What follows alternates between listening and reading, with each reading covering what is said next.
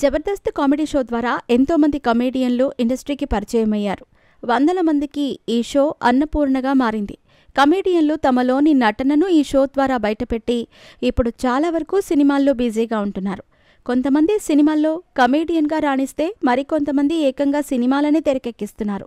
జబర్దస్త్ నుంచి బయటకు వచ్చి ఎన్నో సినిమాల్లో తన నటనతో ప్రేక్షకుల మనసు దోచుకున్న కమెడియన్లలో చలాకీ చంటి ఒకరు. ఎన్నో ఏళ్లుగా సినీ పరిశ్రమలో ఉండి చిన్న చిన్న క్యారెక్టర్స్ సినిమాల్లో చేస్తూ వచ్చినా రాని గుర్తింపు జబర్దస్త్ షోతో వచ్చింది. ఆ తర్వాత యాంకర్గా మారి కూడా పలు షోలు చేశాడు. సినిమాల్లో కమెడియన్గా చేశాడు. అయితే గత కొన్నాళ్లుగా చలాకీ చంటి సినిమాల్లో షోలలో కనబడట్లేదు. ఆయన ఇండస్ట్రీకి గ్యాప్ తీసుకోవటానికి ఒక కారణం ఉందని తాజాగా ఓ ఇంటర్వ్యూలో బయటపెట్టాడు. ప్రస్తుతం ఆ ఇంటర్వ్యూ వీడియో వైరల్ అవడంతో చలాకీ చంటి గురించి రకరకాల వార్తలు సోషల్ మీడియాలో వినిపిస్తున్నాయి. చంటి ఆ ఇంటర్వ్యూలో ఎలాంటి విషయాల గురించి షేర్ చేసుకున్నారో ఇప్పుడు మనం తెలుసుకుందాం. గతంలో చంటి అనేక అనారోగ్య సమస్యలతో బాధపడిన సంగతి తెలిసిందే. హార్ట్ అటాక్ వచ్చి హాస్పిటల్లో చేరాడు. ఆ తర్వాత పలు ఆరోగ్య సమస్యలతో బాధపడిన చంటి ఇప్పుడిప్పుడే పూర్తిగా కోలుకుంటున్నాడు.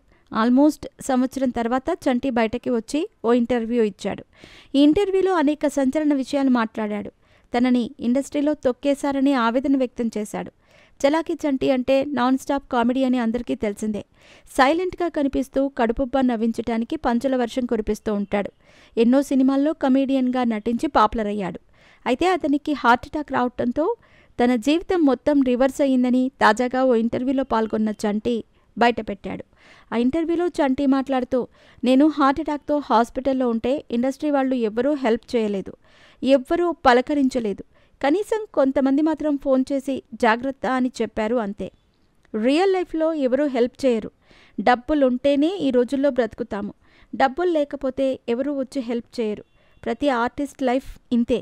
ఇండస్ట్రీలో ఉంటే ఏదో సంపాదించేస్తున్నారు అనుకుంటారు, కానీ మనకి ఎంత వస్తుంది అని ఎవరికీ తెలియదు. మనం ఎవరి గురించి ఆలోచించకూడదు. ముఖ్యంగా డబ్బు విషయంలో ఎవరి దగ్గర నుంచి ఆశించకూడదు. అది ఫ్రెండ్ అయినా సరే డబ్బులు తీసుకోవటం మంచిది కాదు అని చంటి అంటున్నాడు. చలాకీ చంటి కష్టాల్లో ఉంటే ఎవరూ హెల్ప్ చేయలేదని బాగా బాధపడినట్టు తెలుస్తోంది.